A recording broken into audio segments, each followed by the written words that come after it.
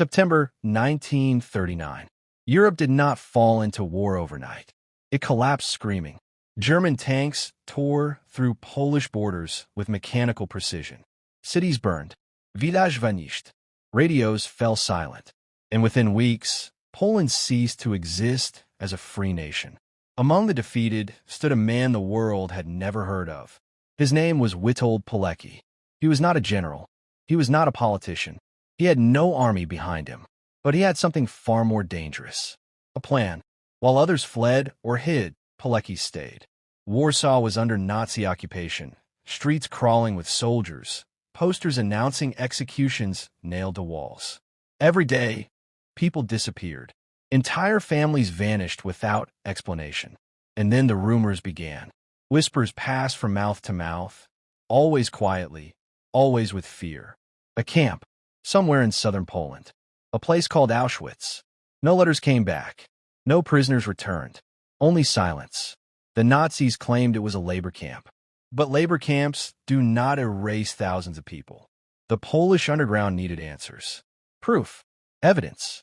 And that was when Pilecki said something that silenced the room. I will go inside. The resistance thought he had lost his mind. You don't enter a death camp. You escape one, if you're lucky. But Pilecki understood something terrifying.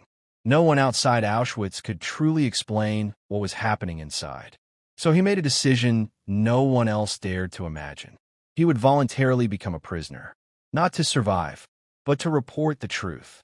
In September 1940, German forces conducted a massive street roundup in Warsaw. Random arrests. No questions. No mercy. Pilecki walked straight into it. He carried forged documents. A fake name. No weapon. No protection. As soldiers surrounded him, he did not resist. Within hours, he was beaten, searched, and shoved into a cattle car packed with terrified men. The doors slammed shut.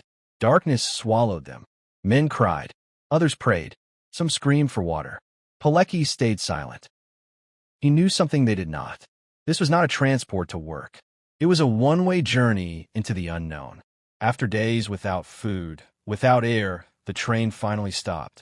The doors burst open. Shouting. Screaming. Dogs barking. Prisoners were dragged out and forced to run. Anyone who stumbled was beaten. Anyone who looked up was struck. And then they saw it. Iron gates. Barbed wire. A sign hanging above the entrance, mocking every man beneath it. Arbeit macht frei. Work makes you free. Pilecki crossed the gate. At that exact moment, the world he knew ended. His name was taken. His identity erased. He was no longer Witold Pilecki. He became prisoner 4859. And he had just entered the most efficient killing machine the world had ever created. What he would witness next would be so horrific that even the Allies would later refuse to believe him. And the true nightmare had only just begun. Next part reveals what Auschwitz did to a human being in the first 24 hours and why most prisoners didn't survive even when the train screeched to a halt. The doors did not open immediately. For a long moment, there was only silence, broken by coughing, quiet sobs, and the sound of men breathing too fast in the darkness. Then the doors slammed open. Cold air rushed in. So did terror. German guards screamed orders in a language many prisoners did not understand. Rifle butts slammed into backs. Men were dragged out of the cattle cars and beaten before their feet touched the ground. Witold Pilecki jumped down with the others. This was Auschwitz. Above the iron gate, illuminated by weak morning light, hung the words, Arbeit macht frei. Work makes you free. Pilecki understood instantly. It was a lie designed to break the soul. K. The first hour. Prisoners were forced to run. Those who stumbled were beaten. Those who fell were dragged away. Some never stood again. Pilecki kept his eyes down and his mouth shut. He moved when ordered. He learned quickly that curiosity was fatal. They were lined up, shaved, stripped naked, humiliated. Every personal item, rings, watches, photographs, was taken. Identity itself was confiscated. Then came the numbers. A German officer shouted names that were not names at all. When Pilecki's turn came, he received a number that would replace his existence. 4,859. No ceremony. No explanation, just pain. That number was sewn onto his uniform. From that moment on, Witold Pilecki officially ceased to exist. The system of death. Auschwitz was not chaos. It was order. Cruel, calculated, industrial order. Prisoners were divided into work details designed not to sustain life, but to destroy it slowly. Food was starvation disguised as a meal. A thin soup of rotten vegetables. A chunk of bread that never satisfied hunger. Men collapsed during roll call that could last hours in freezing cold or burning heat. If someone collapsed, the entire block was punished. Beatings were not emotional. They were procedural. Pilecki watched men die for being too weak to stand. And he understood something terrifying. This place was designed to erase hope first, then the body. Surviving without being seen. Pilecki adapted. He moved carefully. He learned who watched, who listened, and who talked too much. The camp was filled with informers, prisoners forced to betray others to survive one more day. Pilecki spoke little, observed everything. He memorized faces, guard routines, work schedules, death counts. At night, packed into wooden barracks with hundreds of men, he listened. Whispers traveled faster than food. Talk of executions, talk of beatings, talk of transports that never returned. And slowly, quietly, Pilecki began searching for something far more dangerous than food. Trust.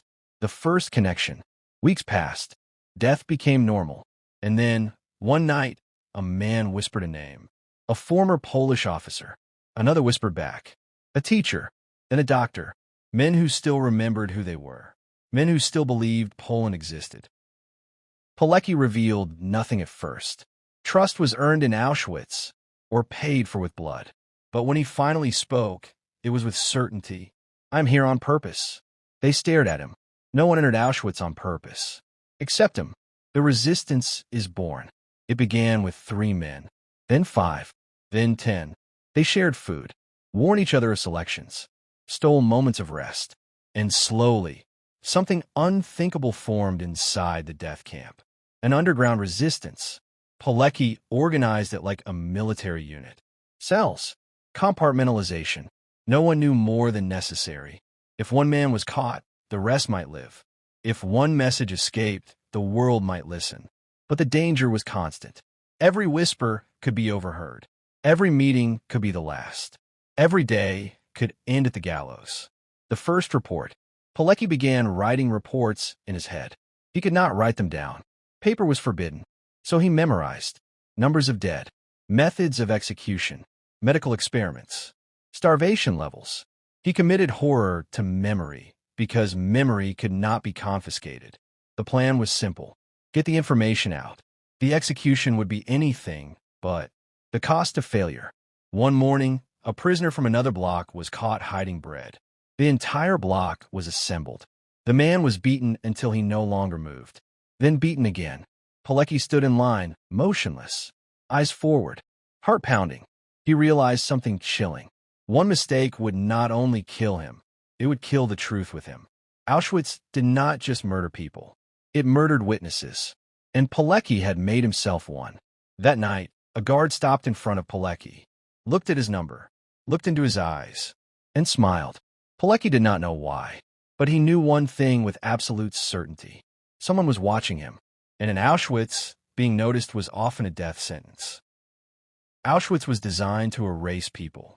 Names vanished first, then faces, then hope. For Witold Pilecki, now prisoner 4859, every single day began with the same question. Will I survive until tonight? Roll call lasted for hours. Prisoners stood motionless in freezing cold or burning sun. If one man collapsed, everyone paid the price. Beatings followed, sometimes executions, sometimes worse, slow punishment meant to terrify those still alive. Pilecki learned quickly, visibility meant death. To survive, he had to become invisible. But invisibility was only the surface of his plan, the birth of a secret mission. Within weeks, Pilecki noticed something unusual. Not all prisoners were broken. Some still whispered. Some still watched guards carefully. Some still remembered who they were. Doctors, teachers, former soldiers. Men who understood one truth. If no one escapes with proof, Auschwitz will continue forever. Pilecki began carefully testing people, never revealing too much, never too fast. One wrong word could lead to a public hanging.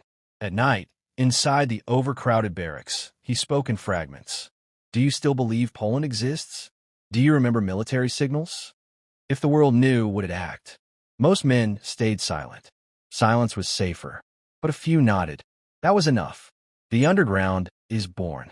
Pilecki helped form a secret resistance cell inside Auschwitz, later known as ZOW, Union of Military Organization. Its goals were terrifyingly simple. Document everything. Help prisoners survive. Prepare for a future uprising. Get the truth out. They had no weapons, no radios, no maps, only memory. Pilecki memorized execution numbers, selection patterns, names of SS officers, medical experiments, starvation methods. He became a walking archive of horror. Every detail mattered, because memory was the only weapon that couldn't be confiscated. By day, Pilecki was just another starving prisoner. By night, he was something else. Food was redistributed secretly. Warnings were passed before selections. The sick were hidden when possible. Hope was shared in whispers, but danger was everywhere. Prisoner informants, capos, worked for the SS. One accusation meant torture. Two meant execution. Pilecki knew he wasn't just risking his life. He was risking everyone's. The first messages leave Auschwitz. In late 1940, something extraordinary happened.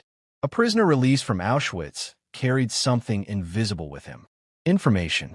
Through coded messages and trusted couriers, Pilecki's reports reached the Polish resistance in Warsaw. They described mass starvation, beatings as policy, systematic murder, the early stages of industrialized death. These were some of the first eyewitness reports from inside Auschwitz. And yet, the world hesitated. The reports sounded too horrific to be true, a truth too terrible to believe. Pilecki didn't know this yet. Inside the camp, conditions worsened. New transports arrived daily. Executions increased. Punishments became more public. The camp was evolving. What began as imprisonment was turning into something far more final. Pilecki realized a terrifying truth. Time was running out. If the world didn't act soon, Auschwitz would become a factory of death beyond imagination. And the next phase had already begun. Pilecki had entered Auschwitz to report the truth. But now he faced an impossible question. Should he stay longer to gather more proof? Or escape before the truth dies with him? Because what the Nazis were planning next would change Auschwitz forever. Auschwitz was not a prison. It was a machine. By 1941, Witold Pilecki fully understood this truth. The camp was engineered not just to kill bodies, but to erase identity, hope, and memory.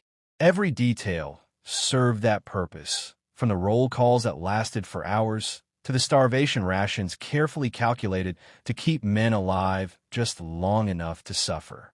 Every morning before dawn, prisoners were dragged from the barracks. Sick or healthy, alive or half dead, it did not matter. They stood in formation while guards counted and recounted them, sometimes for hours in freezing rain or snow. Men collapsed. Those who fell were beaten. Those who did not rise again were dragged away like broken tools. Pilecki stood among them, his body thinning, his bones pressing against his skin. Hunger was no longer pain. It was a permanent condition. The camp soup was little more than dirty water. Bread rations grew smaller. Men fought over crumbs, over potato peels pulled from garbage pits. Yet even here, the human spirit did not die quietly. Pilecki watched carefully. He observed which guards were cruel, which were lazy, which could be bribed. He memorized schedules, punishment patterns, and execution methods. Auschwitz changed constantly, expanding, evolving, becoming more efficient at death. And then, something new began. Trains arrived more frequently. Not with prisoners meant for labor, but with families. Men, women, children. They arrived believing lies. That they were being relocated. That they would work. That families would stay together. Pilecki saw their faces as they stepped onto the platform. confused, frightened, still human. Within hours, most of them were gone. Smoke rose day and night. The camp was no longer hiding its purpose. Pilecki realized the truth with horrifying clarity. Auschwitz was becoming an extermination center, and the world had no idea. Despite exhaustion and constant danger, Pilecki's underground network grew. He divided it into cells so no one knew too much. If one man broke under torture, the rest could survive. Doctors smuggled medicine. Clerks altered records to delay executions. Labor squads shared food with the weakest prisoners. Information flowed quietly. Numbers of the dead, descriptions of gas chambers, details of medical experiments. Every report Pilecki sent out grew darker. And still, no help came. The Allies were fighting a global war. Intelligence from a death camp sounded unbelievable. Impossible. Exaggerated. Pilecki knew that if words were not enough, proof would be needed. But proof came at a terrible cost. Selections. One afternoon, a rumor spread through the barracks like electricity. A selection was coming. SS doctors walked through prisoner lines, pointing left or right with a gloved finger. Those deemed too weak were removed. No explanations. No appeals. Pilecki watched men he had worked with, men who had shared bread with him, disappear forever. He knew one mistake, one cough, one moment of weakness could end his mission instantly. So he forced himself to stand straight, to look strong, to survive. That night, the barracks were quieter than usual. Too many were gone. The air was thick with fear and guilt. Fear of death, guilt of survival. Pilecki lay awake, listening to distant screams, and asked himself the question that haunted him daily. How long can a man survive hell without becoming part of it? The decision no one wanted him to make. By late 1942, Pilecki had spent more than 2 years inside Auschwitz. 2 years of starvation. 2 years of death. 2 years of secrets. He had done what he came to do. The world had been warned. Again and again. And yet, Auschwitz continued. That was when Pilecki made another impossible decision. If the Allies would not act on reports smuggled out of the camp, then he would have to escape and tell them himself. But escaping Auschwitz was nearly impossible. Watchtowers, patrols, informers, dogs, electric fences. Anyone caught attempting escape was tortured publicly. Their entire block was punished, sometimes executed. Escape did not just risk his life. It risked hundreds of others. Pilecki hesitated, not because he feared death, but because he feared failure. And then, the camp changed again. More transports, more smoke, more children. Pilecki knew time had run out. He began planning an escape from the most heavily guarded death camp on Earth. A plan so dangerous that even his own resistance network begged him not to try. If he failed, Auschwitz would kill him slowly. If he succeeded, the truth would finally walk free. But Auschwitz never lets go easily. By late 1942, Auschwitz no longer felt like a single camp. It felt like a machine expanding, refining itself, learning how to kill faster. New barracks appeared. New transports arrived.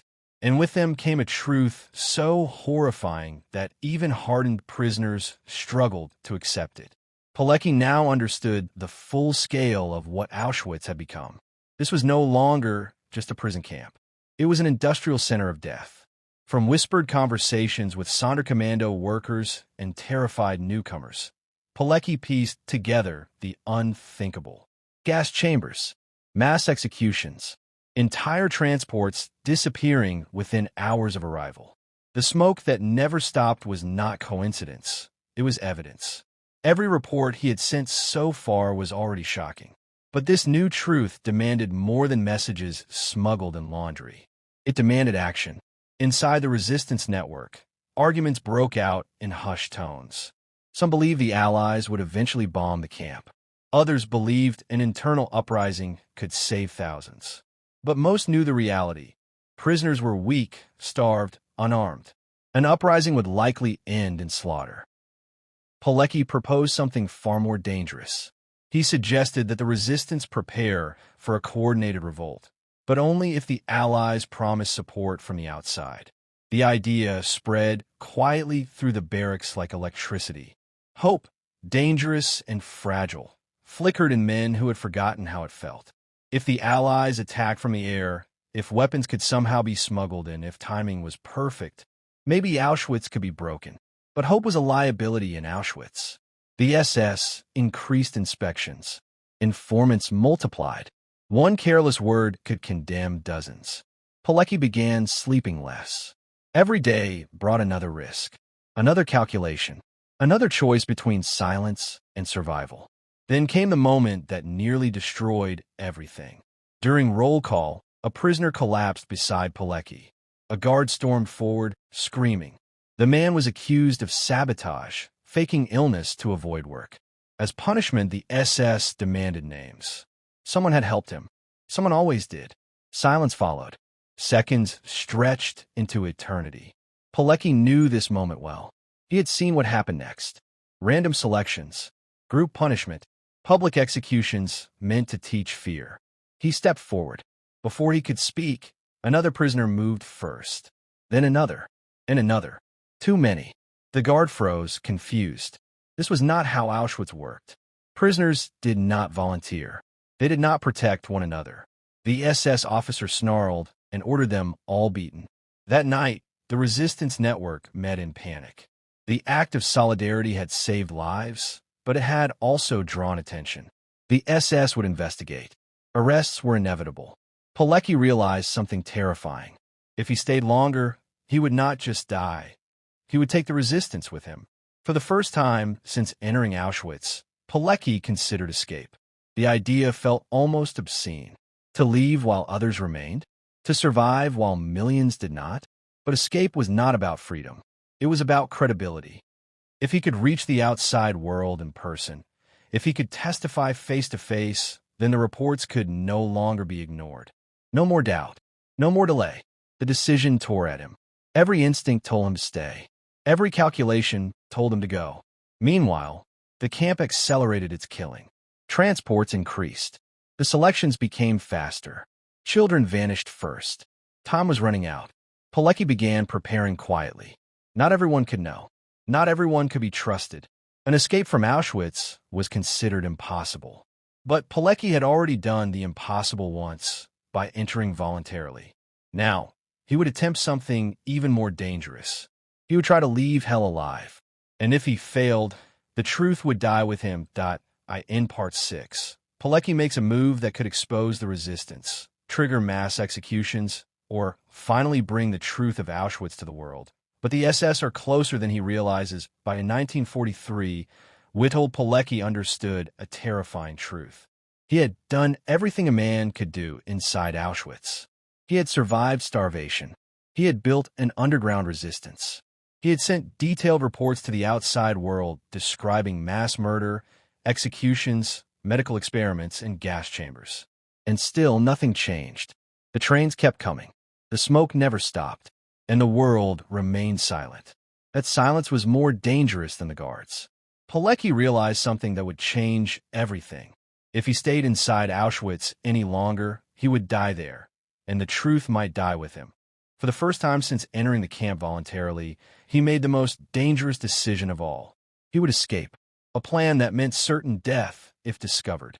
Escaping Auschwitz was considered impossible. The camp was surrounded by electrified barbed wire, watchtowers with machine guns, armed patrols, dogs trained to tear prisoners apart.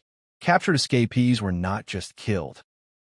They were tortured publicly, and their entire barrack was punished. Pilecki knew this, yet he also knew that staying meant becoming just another unrecorded corpse. The resistance inside Auschwitz helped him plan. Not dozens of men, not a large group, just 3 prisoners. Because the fewer involved, the fewer would die if it failed. On the night of April 26, 1943, the camp was unusually quiet. Pilecki and 2 fellow prisoners were assigned to a bakery outside the main camp fence, one of the rare work details beyond the inner perimeter. This was their only chance. No second attempt. No backup plan. As guards grew distracted, the men moved. Slowly, silently. They slipped away from the work site, and ran into the darkness. Behind them, dogs barked. Searchlights scanned the fields. Gunshots echoed. At any second, a bullet could end everything. They ran for hours through forests, fields, and rivers, without food, without rest. Every sound could be death. Every shadow could be a guard. Freedom. That did not feel like victory. After days of hiding, starving, and moving only at night, Pilecki was free. But freedom felt wrong. Behind him was Auschwitz, still operating, still killing, still hidden behind disbelief. He immediately reported to the Polish resistance. And for the first time, he told everything. Not rumors, not guesses, facts, numbers, locations, descriptions of gas chambers, methods of mass execution. His reports became some of the most detailed eyewitness accounts of Auschwitz ever written. And yet, the most painful betrayal. The Allies read his reports, and many did not believe him. Some thought the numbers were exaggerated. Others believed the stories were impossible. Some simply feared acting. Pilecki suggested bombing the camp, destroying the rail lines, stopping the transports. The answer was silence. Again, the same silence he had feared inside Auschwitz. Most men would have disappeared. Pilecki did the opposite. He returned to fighting. He joined the Warsaw Uprising in 1944, once again risking everything for Poland. He fought street by street against Nazi forces, after surviving the most infamous death camp in history. But fate was not finished with him. After the war ended, Poland did not find freedom. A new enemy took control. And the man who survived Auschwitz, who exposed the Holocaust to the world, would soon face a fate even more bitter than the camp itself.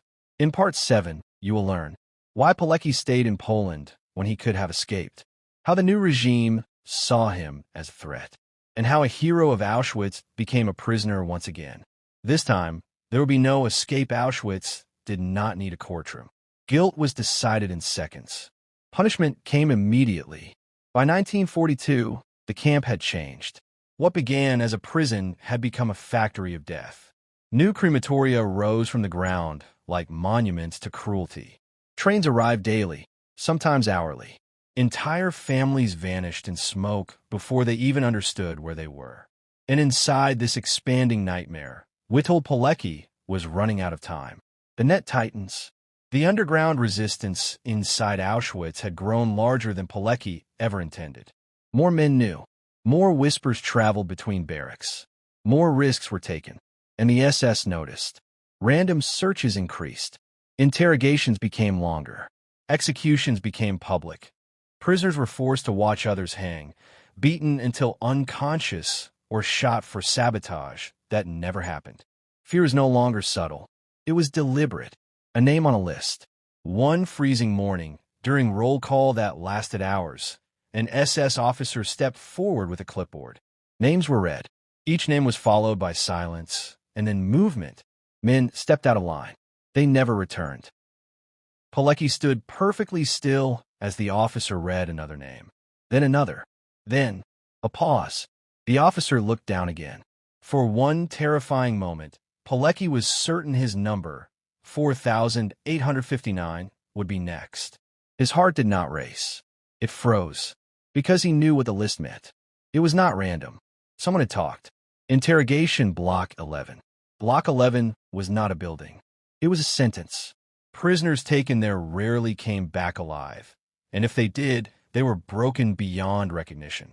Pilecki watched as men from nearby barracks were dragged away. One of them had attended resistance meeting only days earlier. Another had helped smuggle food. The resistance network was being torn apart, and Pilecki understood something terrifying. Staying inside Auschwitz no longer served the mission. If he died here, the truth died with him. A desperate calculation. Pilecki had entered Auschwitz voluntarily, but he had never planned to die there. The original mission had been clear. Gather proof. Send reports. Prepare for a possible uprising. But the uprising would never come. The Allies had ignored the warnings. Bombs fell elsewhere. Auschwitz continued uninterrupted. Now, survival itself had become resistance. Pilecki made the hardest decision of his life. He would escape. Escape from Auschwitz was nearly unheard of. Barbed wire was electrified. Towers watched every angle. Dogs patrolled constantly. Anyone caught escaping faced public execution, along with collective punishment for others. But Pilecki noticed something most prisoners missed. A work detail outside the inner camp. A bakery. Night shifts. Familiares. Opportunity existed, barely. He selected 2 other prisoners. Men he trusted completely. Men with nothing left to lose. They memorized guard schedules. Studied patrol routes. Waited. Every night could be the last. One step from the gallows. Just days before the planned escape, disaster struck. An SS guard discovered a suspicious note, part of a resistance message, poorly hidden by another prisoner. The guard did not know the full network, but he knew someone was organizing something. Punishments escalated instantly. Beatings, isolation cells, executions without trial. Pilecki realized the escape window was closing fast. If they waited even one more week, they would be dead. The night everything changed.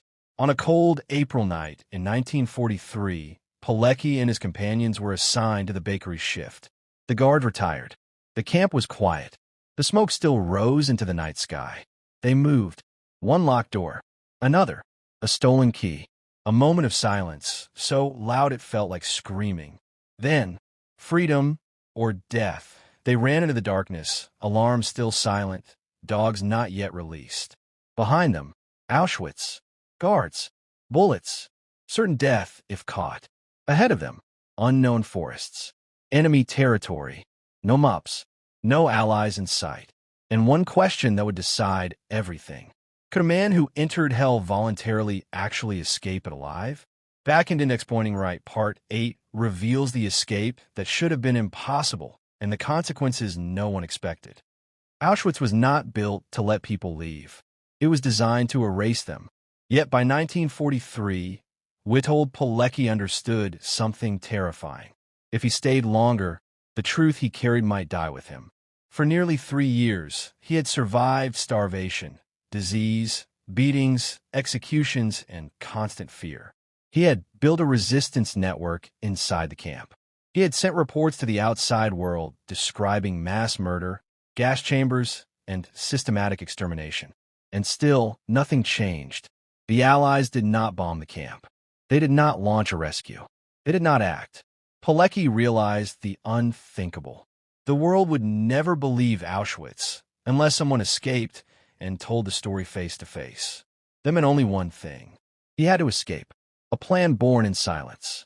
Escape from Auschwitz was almost impossible. The camp was surrounded by electrified barbed wire, guard towers with machine guns, patrols trained to shoot without warning. Captured escapees were tortured publicly. Their entire Barak blocks were punished. Sometimes 10 innocent prisoners were executed for one failed attempt. Pilecki knew the cost. Still, he began planning. Quietly, carefully. Only 2 men were chosen to join him. Prisoners he trusted with his life. They worked in a bakery outside the main camp fence, giving them brief access beyond the inner perimeter. That was their only chance. For weeks, they studied guard routines. They memorized patrol times. They watched shadows move across walls.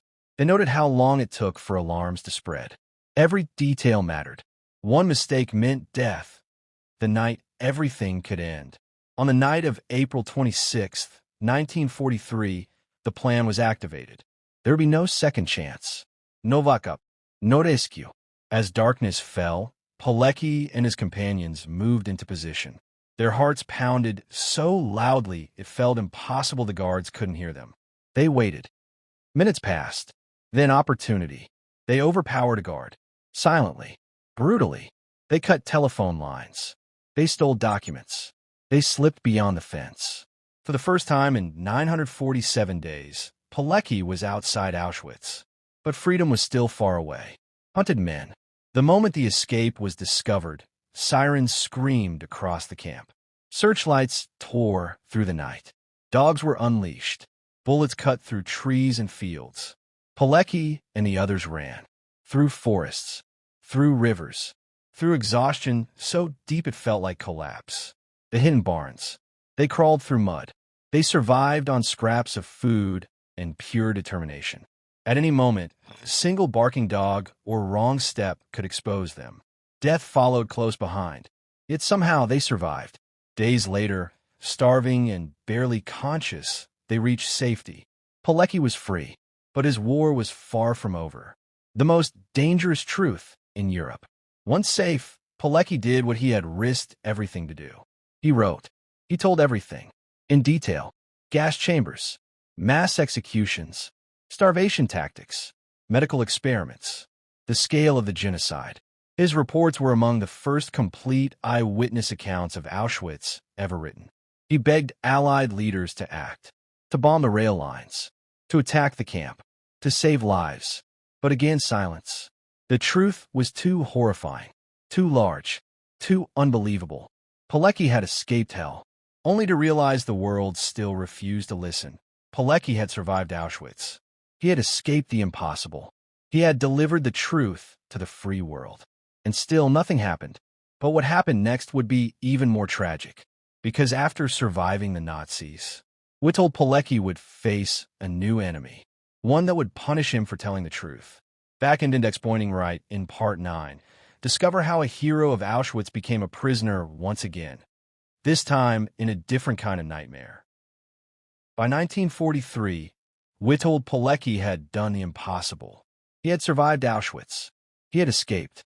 And he had carried with him one of the most detailed eyewitness reports ever written about a Nazi death camp. But freedom brought a new kind of nightmare. Pilecki delivered his reports to the Polish resistance and, through them, to the Allied command. Page after page described starvation, executions, medical experiments, and the systematic murder of entire transports of people. He named dates, numbers, methods. He explained how Auschwitz was not a labor camp, but a factory of death. And then he waited. Days passed, then weeks. Nothing happened. Allied officials read the reports and hesitated. Some thought the accounts were exaggerated. Others believed the scale was impossible. A few quietly admitted the truth, but said there was nothing they could do. Bombing the camp might kill prisoners. Diverting resources could weaken the war effort elsewhere. Pilecki was stunned. He had risked everything so the world would act. Instead, the world argued. As trains continued to arrive at Auschwitz, Pilecki volunteered again for danger. He joined the Warsaw Resistance openly, refusing safety. If the Allies would not stop the killing from the air, perhaps Poland could resist from the ground. In 1944, the Warsaw Uprising erupted. The city rose against the Nazis in one of the most desperate rebellions of the war. Pilecki fought street to street, cellar to cellar, watching civilians die under artillery fire. Once again, he saw the same pattern. Courage on the ground, hesitation from above. The uprising was crushed. Warsaw burned. Pilecki was captured by German forces and sent to a prisoner of war camp. He survived again, but when the war finally ended, his struggle was far from over. Because Poland was no longer free. The Soviet Union now controlled the country, and a new communist government viewed men like Pilecki as threats. He had fought the Nazis. He had exposed Auschwitz. But he was loyal to a free Poland, not to Moscow. That made him dangerous. Still, Pilecki stayed. He gathered intelligence on Soviet abuses, arrests, and executions. Just like before, he wrote reports. Just like before, he warned the world. And just like before, no one wanted to listen. In 1947, Pilecki was arrested, this time by his own country's new rulers. He was tortured, interrogated, and accused of treason. His past heroism meant nothing. His Auschwitz reports were ignored, buried, erased. During his final trial, he said quietly, "I try to live my life in such a way that in the hour of my death, I would feel joy, not fear." The court sentenced him to death. On May 25, 1948, Witold Pilecki was executed with a single shot to the back of the head. His burial place was hidden. His name was erased from history books. His story was silenced for decades. But the truth does not stay buried forever. Because years later, when the world finally uncovered the full horror of Auschwitz, one question echoed through history. What if they had listened when there was still time? Back in Index Pointing Right in Part 10.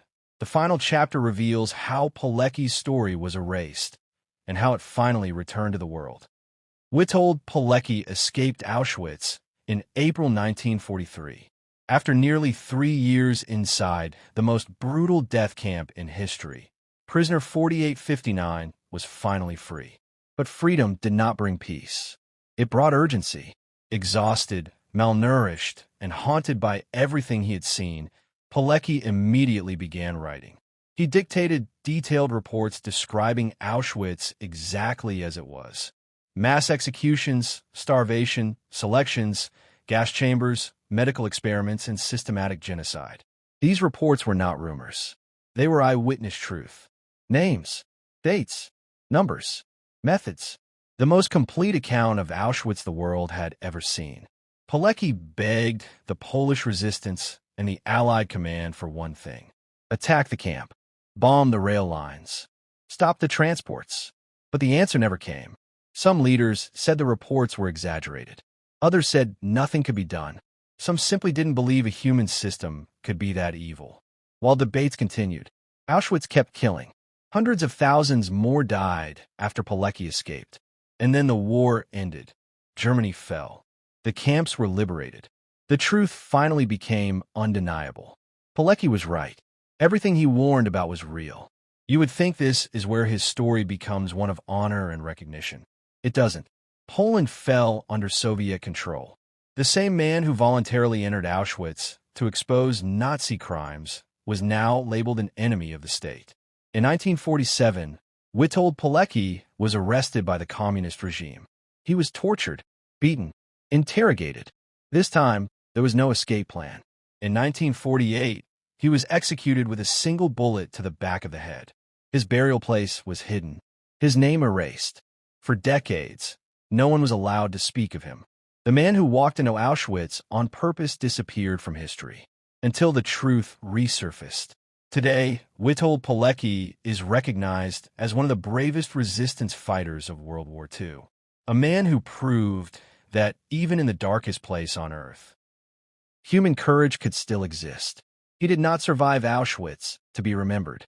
He survived so the world could never say, "We didn't know." History remembers generals and armies, but sometimes the greatest heroes are the ones the world tried to forget.